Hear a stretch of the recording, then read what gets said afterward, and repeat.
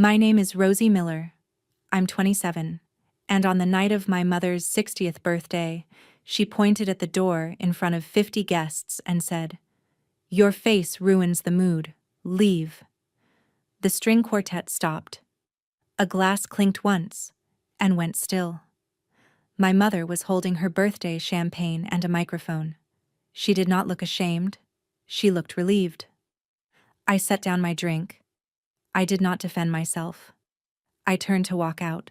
I made it 6 steps before the head caterer stepped into my path and pulled his mask down. Behind me, my mother's wine glass slipped from her hand and shattered on the marble. My aunts froze. My stepfather went pale. In 27 years, no one in that family had ever looked at me the way that man did, and every person at the head table knew exactly who he was. If this story is already pulling something tight in your chest, please tap like and subscribe. It helps YouTube put this in front of women who need to hear it. And drop your city and your local time in the comments. I love knowing where you're listening from. I'm Rosie Miller, and to understand the man behind that mask, I have to take you back 26 years to the lie my mother chose. For most of my adult life, I lived in a 1-bedroom on the 2nd floor of a brownstone in Park Slope. The bathroom door stuck in the summer. The fire escape was the loudest part of the apartment when it rained. I worked from a desk by the window, building marketing campaigns for a small lifestyle brand that paid me modestly and respected me completely. I had 2 houseplants, a black cat named Otis, and a calendar on the refrigerator with very few names on it. The Miller family lived an hour and a half north of me, in a 5-bedroom Tudor on a private road in Bedford. My mother, Lillian, ran Caldwell Miller Realty out of a glass office in White Plains where the receptionists were trained to call her Mrs. Miller even on her birthday. My stepfather, Owen, was a partner at Pemberton and Hartford on Park Avenue. My older brother Calvin worked 1 floor down from him. Calvin was 32, engaged to a corporate lawyer he met at a charity gala, and he was, in every metric that mattered to my mother, the proof that she had raised her children correctly. I was, in the same metrics, the proof that she had not. The invitation came on a Tuesday in mid-March. Cream linen cardstock, gold foil edging, sealed in wax. Lillian Miller, 60 years, black tie. Saturday, April 18th. Terrytown Estate. No children, no plus ones. The RSVP card was already addressed back to a planner. I almost left it on the counter. Tucked inside the envelope was a smaller note, written in pen, in my Aunt Adelaide's narrow handwriting. "Please come. I need you to come." That was all it said. No signature. She had written it, knowing my mother would never see it. Adelaide was my mother's younger sister. She was 54, divorced, lived in a cottage by herself in Rye, and had been the only adult in my family who had remembered my birthday every year for the last 15 years. Every card she sent ended with the same line, "You are not alone." One day you will understand why I wrote this. I had stopped opening those cards in middle school. I started opening them again the year I turned 23. The day after the invitation arrived, my cousin Eleanor texted me. "Rosie, I don't know what's going on, but Adelaide cried when she said your name on the phone last night. She said, 'Please make sure she comes. I'm not supposed to tell you.' But she cried. I read the text 3 times. I read the note 3 more. I had not been in the same room as my mother for 2 Thanksgivings. I had not been in the same room as Owen for 9 months. The last time Lillian and I had spoken, she had called me on speakerphone with her board members in the room and told me I would never be invited to host a holiday at her home until I, in her words, developed a serious career. I had hung up. She had not called back. I had a marketing strategist's habit of reading subtext. The note from Adelaide was not a request. It was a warning that something was about to be set in motion and that she wanted me inside the room when it happened. I called her that night. She picked up on the second ring. She didn't say hello. "You're coming?" she said. I said, "Why are you asking like this?" There was a long pause. I could hear a kettle on the stove behind her. She said, "Rosie, do you still have that photograph you found in your mother's drawer when you were 12? I held the phone away from my ear for a moment. I had not thought about that photograph in years. I said, "I have it." She said, "Bring it." Then she said, "I have to go." And the line went quiet. I poured a glass of water. I sat on the floor of my kitchen. Otis came over and put his head on my knee. I scrolled through my closet in my head and tried to remember what black dresses I owned that did not look like I was attending a funeral. I knew, before I even confirmed the RSVP, that I was going to wear one of them anyway. I was 4 years old the first time my mother told me I did not look like the rest of the family. We were at a portrait studio in King of Prussia, Pennsylvania, getting Christmas photos done. Calvin was 9 and already had Owen's serious jawline. I was small and round-cheeked with hair that turned reddish in summer. My mother held a cold washcloth against my face between shots, not gently, and she said to the photographer, "She gets it from somewhere on her father's side. None of us look like that." The photographer laughed politely. My mother did not. I remember that day because the washcloth was too cold and I cried. And Lillian told me through her teeth that if I ruined the photo, she would not bring me to the diner afterward. So I stopped crying. I learned very early that crying was the most expensive thing I could do. When I was 7, Calvin made the local paper for winning a regional science fair. The photographer came to our house. Lillian placed Calvin and Owen on the couch in the den, told me to wait in the kitchen. When I asked if I could come in for one picture, she said, without turning around, "Sweetheart, the colors won't match. Stay where you are." I sat at the kitchen island for 40 minutes. When the photographer left, my mother brought me a plate of cookies and told me she was proud of me for being patient. I ate the cookies. I understood, even then, that the cookies were a payment. I was 12 when I found the photograph. Lillian had asked me to bring up her travel jewelry case from the bottom drawer of her bedroom dresser. I was supposed to get the case and leave. I got the case. Then I noticed there was a manila envelope underneath it, folded over, with a piece of duct tape sealing one end. I opened it. There was one photograph inside. It showed my mother standing on a beach, somewhere I didn't recognize, wearing a long blue sundress and laughing the kind of laugh I had never seen on her face. A man stood next to her with his arm around her waist. His face was missing. The photograph had been torn cleanly down the middle, then someone had taped my mother's half back to the rest of the picture, but the man's body was still there, his hand on her hip, his wrist visible against the fabric of her dress. There was a small, dark birthmark on the inside of that wrist, shaped like a comma. I remember thinking that my mother had laughed like that once. I had never made her laugh that way. Calvin had never made her laugh that way. Owen had never made her laugh that way. I closed the envelope. I tried to put it back exactly the way I had found it. She knew anyway. I don't know how, but she knew.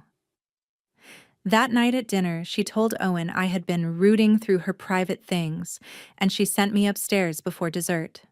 When I went up, she followed me. She closed my bedroom door behind her, and she slapped me across the face hard enough that I felt my teeth move. She did not raise her voice. She said, "Some things in this house are not yours, Rosie. Some things will never be yours. Do you understand me?" I said I understood. She locked my door from the outside. I heard her go back downstairs and ask Owen if he wanted more wine. I never mentioned the photograph again. Not to her. Not to anyone. When I was 16, I overheard something I did not understand for another 11 years. It was Christmas Eve.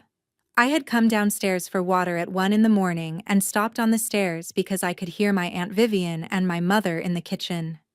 Vivian was the oldest of the 3 Caldwell sisters. She was the cold one. She was the one who tracked everyone's marriage and money and miscarriages like she was running a ledger. I heard Vivian say quietly, "She's getting older, Lil. The older she gets, the more she looks like him." I heard my mother's voice go to ice. "Don't you ever say that out loud in this house again." A silence. Then Vivian. "I'm not the one who has to live with it."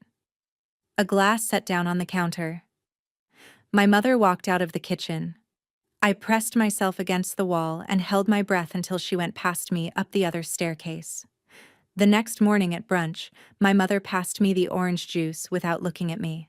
I was 17 the year I told her I wanted to study graphic design instead of pre-law. We had the kind of fight you only have once in a household. Owen sat at the head of the table and read the Wall Street Journal on his phone. He did not speak. When I left for NYU the following August, I left with one suitcase and 2 pairs of shoes. My mother told me, on the porch, that I would come back on my knees within a year. I did not come back on my knees. I did not come back at all. Lillian paid the first year of my tuition. Half. The other half was covered by a partial scholarship and a federal loan in my name. In the summer between my freshman and sophomore years, I told her, on a phone call from a friend's apartment in Brooklyn, that I had switched my major from pre-law to marketing. She did not respond for several seconds. Then she said, "I will not be funding a degree you did not consult me on." She hung up. The next semester's bill arrived with my name on it, and a balance due that was larger than every paycheck I had ever earned combined. I worked 3 jobs that fall. I worked the morning shift at a coffee shop on West 4th. I worked nights as a freelance copywriter for a wedding blog editor who paid me per word and ghosted me on the first invoice. I worked an unpaid internship at a small consumer brand because I knew the founder would write me a recommendation if I did not embarrass her. I slept 4 hours a night. I drank a lot of bad coffee. I made it through. I made it through every year. I graduated in 4. I did not take a victory lap. Calvin called me twice during my sophomore year. The first time he said, "You're breaking Mom's heart, Rosie. Just come home and apologize." I said I had nothing to apologize for. He said, "That's the problem, you don't see it." He hung up. The second time he called, he asked if I needed money. I said no. He said, "Pride is going to ruin you." And he hung up again. I went home twice in those 4 years. Thanksgiving my junior year. Christmas the year I graduated. The Thanksgiving was the one I remembered worst. Lillian had seated me at the far end of the dining table between 2 clients of hers. One of the clients was an older woman with very white hair and the kind of jewelry that announces itself. Halfway through the salad course, she leaned over to me and said, quite politely, "And which side of the family are you adopted from, dear?" I looked across the table at my mother. My mother was cutting a slice of turkey on Owen's plate. She did not look up. I said, "I'm not adopted." The woman blinked, smiled, and said, "Oh, I'm so sorry. You just don't quite look like the Millers." Lillian laughed lightly, the way she laughed when a client was rude on the phone, and said, "She takes after my side." I excused myself before dessert. I called a car. I went back to the city. I did not eat anything until Sunday morning. After that, I stopped coming home. I sent flowers on Mother's Day for 3 years. The 4th year, I stopped sending flowers. Nobody called to ask why. The only thread that did not break was Adelaide. Adelaide sent me a birthday card every May. Every card had cash inside. Every card said the same thing on the inside. "You are not alone. One day you will understand why I wrote this." I used to roll my eyes at the line. I thought it was sentimental. I thought it was the sort of thing aunts wrote because they did not know what else to write. The year I turned 23, an envelope arrived from Adelaide that was not a birthday card. It came in October. It was unmarked. There was no return address. Inside was a single Polaroid photograph. It was the other half of the picture I had found in my mother's drawer when I was 12. The half with the man's face. The face was warm. The face was kind. The face was not familiar. There was no note. Just the photograph. I kept it in a shoebox under my bed. I did not look at it for 2 years. The third year, I started looking at it once a month. By the time I was 26, I was looking at it every Sunday. I did not show it to anyone. I did not write back to ask. I had been raised by Lillian Miller. I knew how to wait. October of last year, on a Wednesday night, I got a direct message on Instagram from an account called T_returns_home. The account had no profile picture, no followers, no posts. It had been created 3 hours before the message arrived. The message was 4 sentences. I've been waiting 25 years to meet you. I am not a stranger. Ask Aunt Adelaide. I blocked the account. I sat on the edge of my bed for an hour. Otis sat on my lap and did not move. I made myself a cup of tea. The tea got cold. A week later, a second account messaged me. Rosie, do you still have the photograph from your mother's drawer? I blocked that one too. 3 weeks after that, a third account. This time the message said, I will not write again. The contract expires on April 14th. I will see you on April 18th. You will not need to do anything except be in the room. I called Adelaide. She did not pretend she did not know what I was talking about. That was the part that made my stomach drop. She just said, very quietly, I cannot say anything on the phone, Rosie. Please come to your mother's birthday. Please come early. I will explain in person. I said, Adelaide, what contract?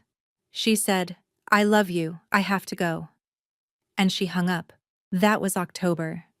The Instagram messages stopped, the way the third account had said they would. But I had a name now. T and I had a date. And I had a contract. And I had a photograph of a man whose face I had been carrying in a shoebox for 4 years.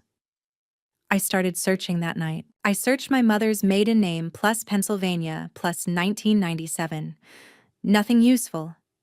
I searched the small town she grew up in, Bryn Mawr, plus Charity Gala plus 1997. A few archived newspaper photographs from a local foundation event. I scrolled through them with my laptop on my chest, half expecting nothing. In one of them, my mother was standing at a benefit auction. She was 31 years old in a long emerald dress, holding a paddle. Her face was the face I knew. Her smile was the smile I had not seen in 25 years. The man standing slightly behind her had been mostly cropped out of the published photo. Only his shoulder and his right hand were visible. His hand was resting at the small of my mother's back. The caption listed him only as T. Hartwell, philanthropic partner. I zoomed in on his hand. There was a small, dark, comma-shaped birthmark on the inside of his wrist. I sat very still. I got up. I went to the closet. I took the shoebox out from under my bed. I opened the Polaroid. I held the Polaroid up against the laptop screen. The wrist on the Polaroid had the same birthmark. The same wrist. 26 years apart. I did something I am not proud of. I poured myself a glass of wine. I drank the entire glass. Then I poured another one and put it on the counter and did not touch it. I sent a text to Adelaide that just said, T. Hartwell. 3 words. No question mark. She did not text back. She did not call. For the first time in my adult life, I understood what people meant when they said the floor moved under them. I had a name. I had a wrist. I had a contract that expired on April 14th. And I had a mother who had told me, my entire life, that I had inherited her family's nose and her grandfather's stubbornness, when in fact, I had inherited neither. I went to bed at 4 in the morning. I did not sleep. I hired a private investigator the following Monday. His name was Greg Peterson. He had been a state trooper before he went private. A co-worker of mine had used him for a tenant fraud case the year before and had spoken well of him. I gave him $300 as a deposit and the only details I had. Theodore Hartwell, born approximately 1965 to 1967. Last known location, Pennsylvania, late 1990s. Possible legal name change. He called me on the 18th day. He said, "Ms. Miller, your subject changed his name legally in November of 2002 in the state of Connecticut. He took his mother's maiden name. His current legal name is Theodore Bennett. He is 60 years old, never married, no children of record." He paused. He said, "He owns a hospitality company, Bennett Hospitality. It is a high-end catering and events firm based in Greenwich, Connecticut. They handle the tri-state region's wealthier private functions. He bought the business in 2019 from a previous owner. By all reports, he is well-respected and unusually private. There is one thing you should know." I said, "Yes." He said, "The booking system on Bennett Hospitality's portal shows that your mother's birthday event has been on his calendar since November of last year. He has personally listed himself as the head of service for that night. That is unusual. He has not personally headed an event for a client in 3 years." I thanked him. I paid him the balance. I hung up. I sat at my desk. I opened a browser. I typed Bennett Hospitality Greenwich. The website was clean, modern, photograph-heavy. There was an About page. There was a single staff photograph on the About page. 8 people, all in their kitchen whites, standing in a row. The man in the center of the row was the man from my mother's photograph. His hair was now mostly silver. His face was older. His arms were crossed and his shirt sleeves were rolled up to the elbow. On the inside of his right wrist, in the photograph, there was a comma-shaped birthmark. I did not cry. I closed the laptop. I made a pot of pasta. I ate 2 bites. I scraped the rest into the trash. That night, I logged into a shared family drive I had been given guest access to years ago, through Calvin, for tax document purposes. I almost never used it. Lillian's assistant uploaded everything for the household into a folder system that was organized by year, by quarter, by category. Property, personal, events, charitable. I clicked Events. 2026. The first invoice in the folder was from Bennett Hospitality, dated November of last year, for a deposit of $14,000 toward a private dinner on April 18th. The booking form attached at the bottom of the invoice listed 2 signatures of approval. The first was Lillian's, in her usual angular handwriting. The second was a notation in the secondary approver field that read, simply, Adelaide Caldwell, acting in absence of LM, November 4th, 2025. My aunt had personally booked the catering company my biological father had bought 6 years earlier. I sat back. I closed the laptop. I closed my eyes. For a long time, I had thought of Adelaide as the soft one, the reliable one, the one who remembered birthdays. I understood now, in a way that took the air out of my lungs, that Adelaide had not been soft. Adelaide had been patient. Adelaide had been waiting 25 years for a single window of time, and she had spent that 25 years putting the pieces in the room before she ever let any of them touch. The note in my invitation made sense now. "Please come. I need you to come." She did not need me at the birthday because she wanted me to see my mother turn 60. She needed me at the birthday because the man who was about to walk into that room had been promised a daughter, and she was not going to let him walk in alone. I did not message Theo. I did not contact Adelaide. I did not tell anyone. I went to my closet. I took out a black dress with a square neckline that I had bought 3 years ago for a colleague's wedding. I hung it on the back of the bedroom door. I looked at it for a long time before I went to bed. I went to bed knowing that whoever I was when I walked into that estate on April 18th, I would not be the same person when I walked out. Eleanor's bachelorette was the second weekend of April, in a private dining room at a Tribeca restaurant. Adelaide was there because Eleanor was her niece on the other side. Vivian was not invited. Lillian sent a bouquet but did not attend. Adelaide hugged me when I arrived. She held on a second too long. She said, "Save me a seat by the window." I did. We ate. We toasted Eleanor. We laughed at the right times. Adelaide drank one glass of wine, then switched to water. Around the second hour, she said, "Rosie, walk with me."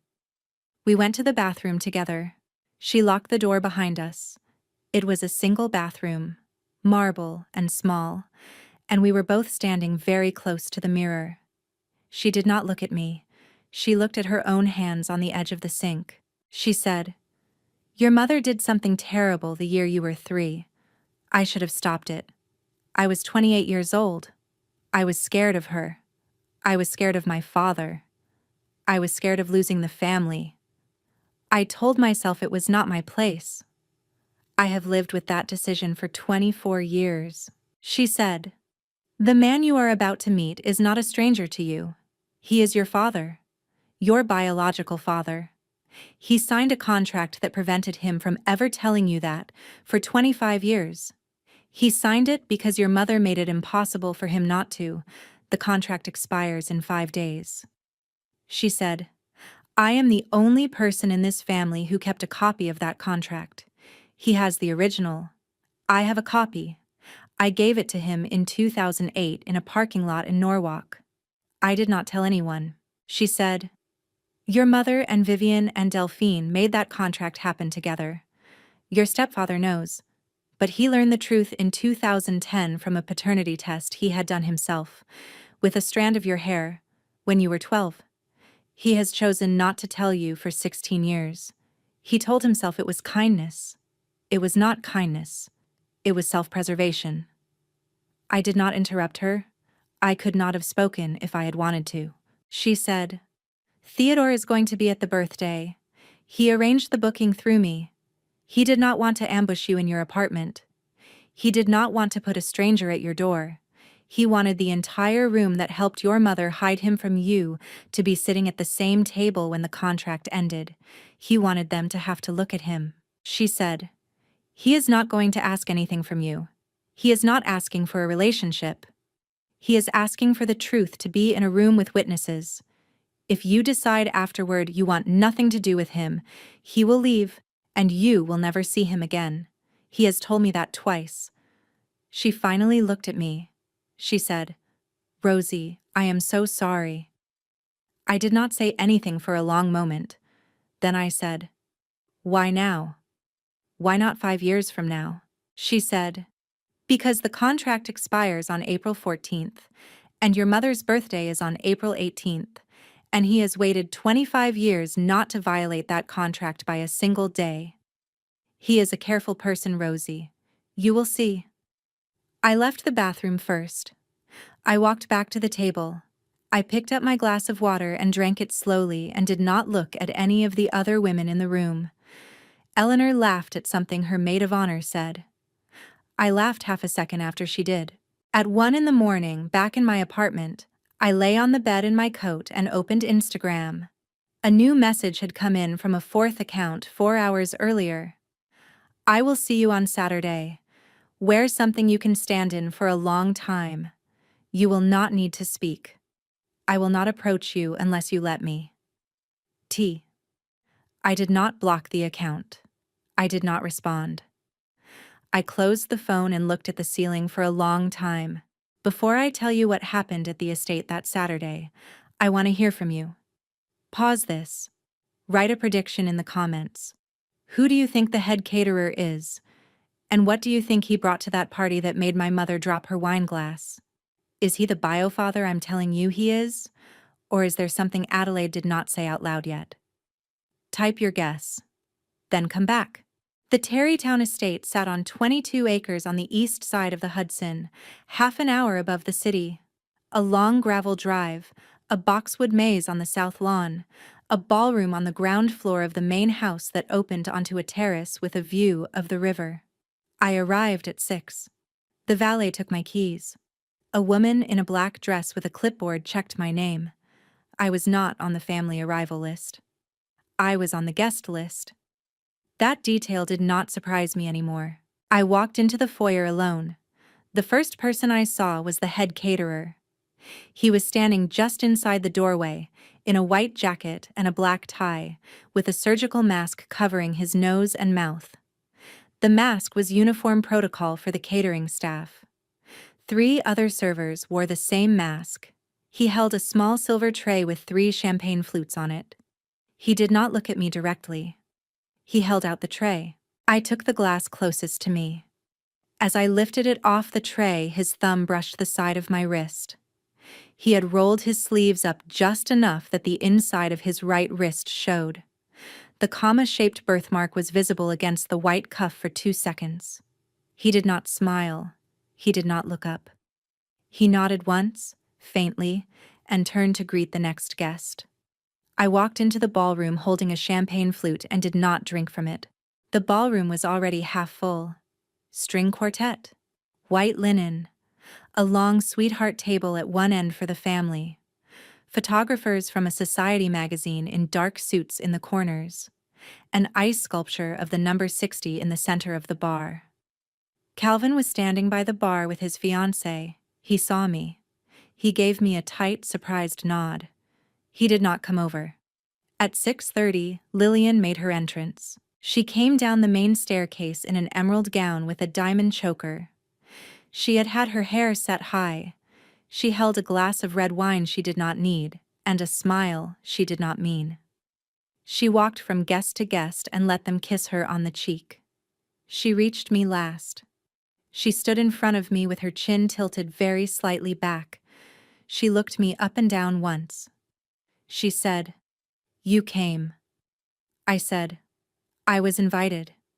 She said, "I noticed you have not changed your last name yet." I said, "I haven't." She said, "Be sure to circulate, darling. Don't park in a corner." She walked away. I exhaled. By 7, Vivian had arrived. She was in a champagne-colored suit and pearls. She did not greet me. She did, however, walk through the catering staging area on her way back from the powder room. I watched her stop, briefly. I watched her look at the head caterer. I watched her face shift in a way that you would only have noticed if you had known her your whole life. She returned to the ballroom and went directly to my mother. She leaned over to my mother and whispered something.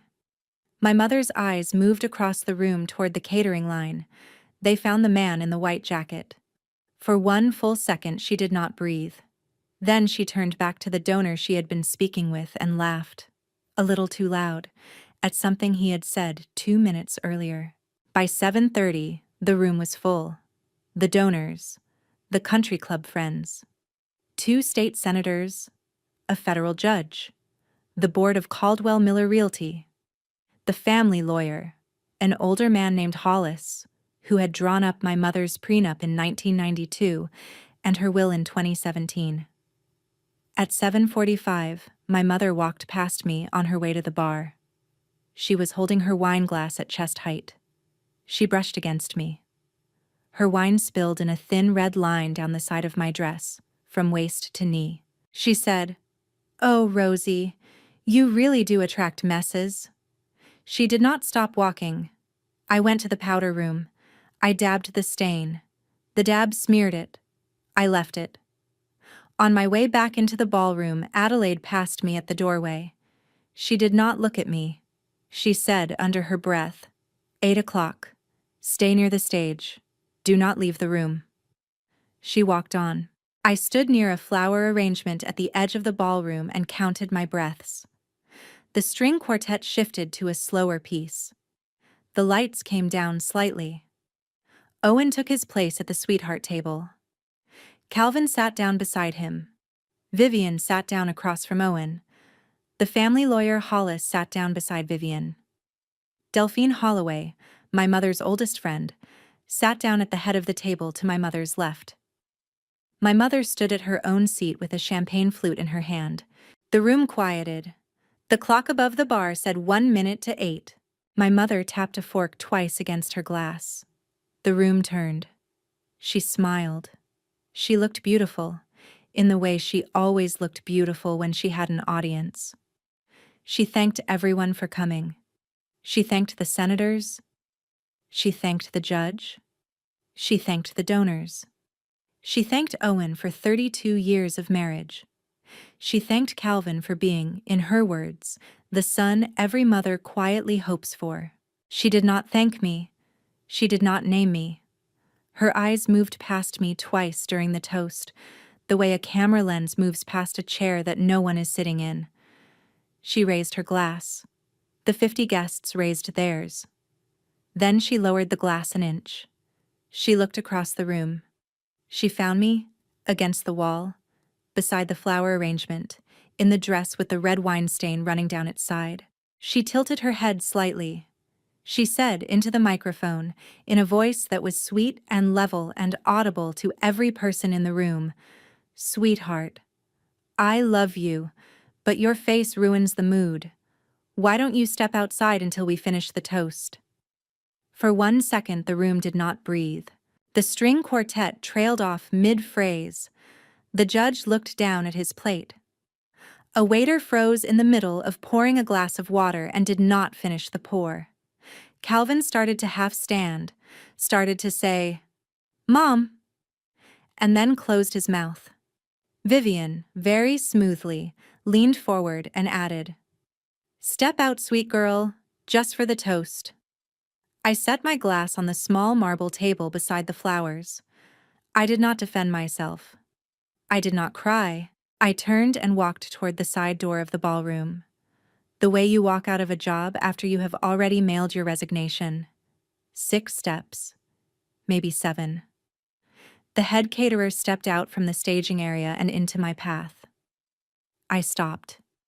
He pulled his mask down. His face was the face from the Polaroid in my shoebox. His face was the face from the cropped 1997 charity photograph. His face was older.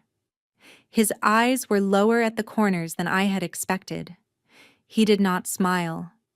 He looked at me the way a person looks at a thing they have been carrying for 25 years.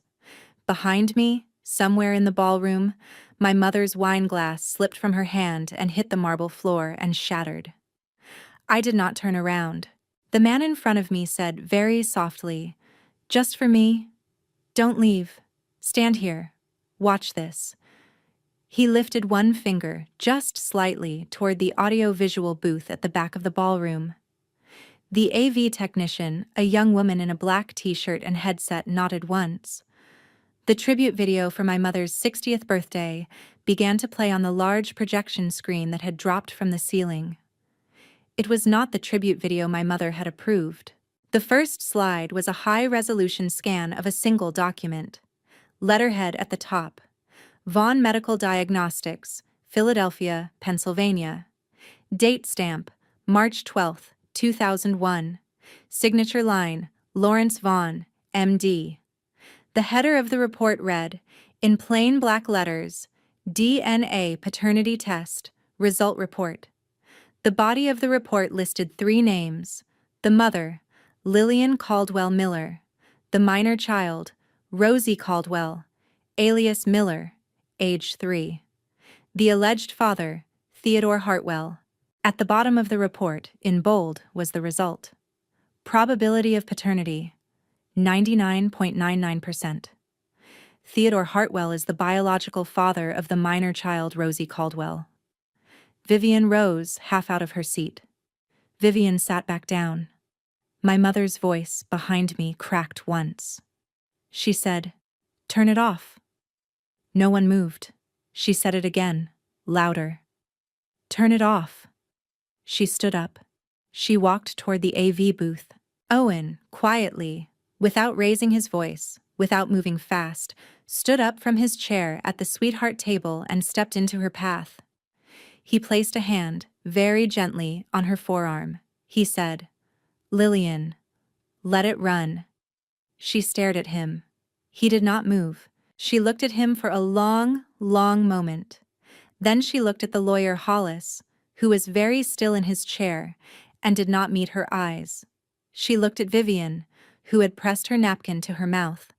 She looked at Delphine Holloway, whose face had gone the color of paper. She walked back to her chair. She did not sit. She held the edge of the chair with one hand. The screen advanced to the second slide. The second slide was a contract. It was titled Mutual Confidentiality and Non-Disclosure Agreement. The date at the top read April 14th, 2001. The parties were listed at the bottom. Party A, Lillian Caldwell Miller. Party B, Theodore Hartwell. The term was 25 years from execution. The effective expiration date, printed in the closing paragraph, was April 14th, 2026. 4 days before tonight. The screen scrolled, slowly, to the signature page. Lillian's signature was on the left. Theodore Hartwell's was on the right. Below both signatures was a notarization stamp from a Philadelphia notary, who I would later learn was Delphine Holloway, then still a working paralegal, then still using her maiden name. The screen scrolled to a third slide. Bank records. Routing numbers redacted. A shell company called Lily Bridge Holdings, LLC, registered in Delaware in March of 2001 and dissolved in 2007. A single outbound wire transfer dated April 15, 2001, $48,000, to a personal account in the name of Theodore Hartwell. A voiceover began. It was Theo's voice, recorded ahead of time. He was not narrating live. He stood in the side aisle of the ballroom, mask pulled down, eyes on me, while his voice came from the speakers above us. He said, "My name is Theodore Hartwell. I was born in 1965 in Bryn Mawr, Pennsylvania. I changed my name legally in 2002 to Theodore Bennett. In 1997, when Lillian Caldwell Miller was separated from her husband, she and I were in a relationship for 11 months. In May of 1998, our daughter Rosie was born. In March of 2001, when my daughter was 3 years old, Lillian had a paternity test performed without telling me. When the test confirmed I was the father, she offered me $48,000 to leave the state and sign a contract preventing me from ever contacting my daughter for 25 years. He said, "I signed the contract. I have honored it. I have not contacted my daughter in any form for 25 years. The contract expired 4 days ago. Tonight, for the first time in my daughter's adult life, she knows who her father is." He said, "I am not here to ask anything from anyone in this room. I am here because every person at the head table participated, by silence or by signature or by referral, in keeping a child from her father. I wanted that to be on a screen the night Lillian turned 60. The contract is over. The silence is over. That is all." The screen went black. The string quartet had not played a note in 7 minutes. My mother sat down in her chair. She did not sit. She fell into the chair the way a coat falls off a hanger. Adelaide stood up at the head table. She did not look at my mother. She walked around the table, past Vivian, past Delphine, past the lawyer Hollis, into the open floor of the ballroom. She walked all the way to where I was standing, where Theo was standing. She placed one hand on the small of my back. She said, loud enough for the room to hear, "I helped him reach you. I made the booking. I am the second signature on the invoice. I have been carrying this for 24 years. I am done carrying it." Vivian opened her mouth. Vivian did not say anything. Delphine Holloway stood up and left the ballroom by the back door. She did not collect her coat. The judge stood. The judge nodded once to Owen. The judge left. 2 of my mother's clients stood. They left. Owen turned around at the AV booth. He walked across the ballroom, past my mother, who did not look up. He stopped 2 feet from me. He reached into the inside pocket of his suit jacket and took out a folded envelope. It was creased and worn, the way a piece of paper looks when it has lived in a desk drawer for 16 years. He held it out to me. He said, "I had a paternity test done in 2010. I used a strand of your hair from a brush in the upstairs bathroom. I have known since you were 12. I told myself you were too young to handle it. Then I told myself you were too old to be told this late. I never had a good reason. I have been a coward. I am sorry, Rosie. I took the envelope. I did not open it. I held it. He nodded once. He turned. He walked out of the ballroom. He did not stop at my mother's chair. Calvin pushed his chair back and stood. He walked toward me. He said, "Rosie, I didn't know.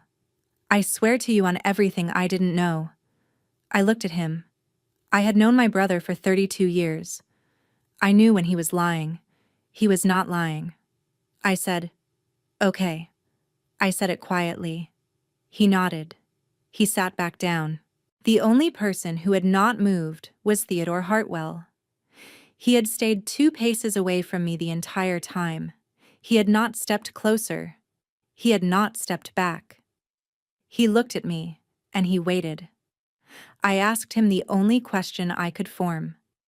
I said, "Why did you let her do this?" He said, "Because she said if I fought her, she would tell you I had left voluntarily.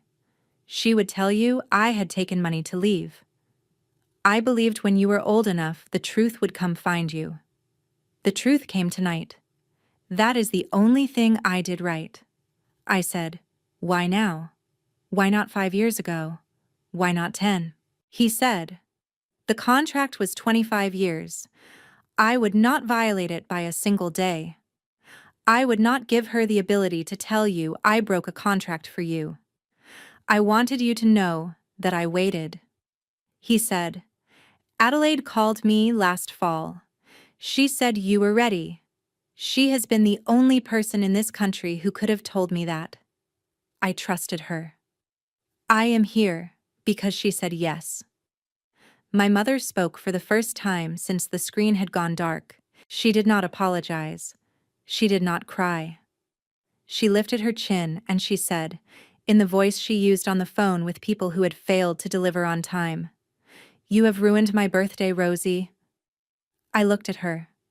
I looked at her for a long moment. Vivian, the cold one, who had told my mother on a Christmas Eve a decade ago that I was getting older and starting to look like him. Vivian, who had stayed at that head table even after she saw who the caterer was. Vivian opened her mouth. And Vivian said, very tired, "You ruined your birthday 25 years ago, Lil." My mother did not answer her. I picked up my coat from the back of the chair I had not sat in. I walked out of the ballroom alone. I did not look back. I did not say goodbye to Theo. I did not say anything to Adelaide. I called a car. I waited under the portico for 9 minutes. The car came. I went back to Brooklyn. I sat on my couch in my coat in the dark until the sun came up. Otis sat on my lap and did not move. I did not cry that night. I did not cry the next morning. I cried for the first time on Wednesday, in the produce aisle of a grocery store, when a stranger asked me if I was all right. 2 weeks after the party, on a Sunday in early May, I drove up to Greenwich. Theo's house was on a quiet road behind a small white church. 1 story, cedar shingles. A golden retriever named Marlowe, 8 years old, slow at the door. There was a kitchen garden in the back with rosemary already coming up. He made eggs. He did not ask me anything. He let me sit. He poured coffee. The dog put his chin on my knee, the same way Otis did at home, and I realized something soft was loose in my chest that I had not let move in 25 years. I had ordered a separate DNA test through a consumer service the week before. I had not told Theo. The result had come back to my phone that morning while I was driving. I slid the phone across the table to him. 99.999%. He looked at it. He set his coffee down. He nodded once. He did not say anything for a long time. Owen filed for divorce on May 5th. He moved out of the Bedford house. Caldwell Miller Realty lost 3 major listing contracts in the 2 weeks after the party, when the story moved quietly through the Westchester Country Club circuit. Calvin called me twice. I answered the first call. I have not answered the second yet. I will. Adelaide drove up to Greenwich the weekend after I did. The 3 of us sat in the garden for 4 hours. She apologized in plain language. I told her I was not ready to forgive her. She said she did not expect me to be. She said she would wait. I believed her. Vivian has not called. She will not call. That is fine. If you have ever kept a secret about your family for years, because you were afraid of the scandal, afraid of losing somebody, afraid of upsetting an order that seemed too heavy to move, please hear me say this. Silence is not protection. Silence is permission. If there is a person in your life who deserves a truth you have been holding too long, tell me about it in the comments. You will not be alone. You will not be the only one.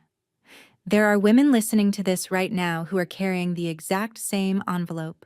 The name on my birth certificate still says Rosie Miller. I am not changing it yet.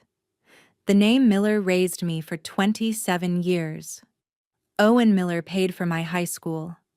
Owen Miller stood at my college graduation. He failed me in a way I will spend years understanding, but he did not fail me in every way, and I am not the kind of person who pretends he did. From this month, though, I know I have two fathers. One who was forced to be absent. One who was present but chose silence. And one mother who chose both of the worst things at once. She forced one man to leave, and she pressured the other man to stay quiet, and she raised me believing the wrong story for 25 years. I do not need to forgive any of them to be free. I only needed to know my real name. I know it now. The story ends here.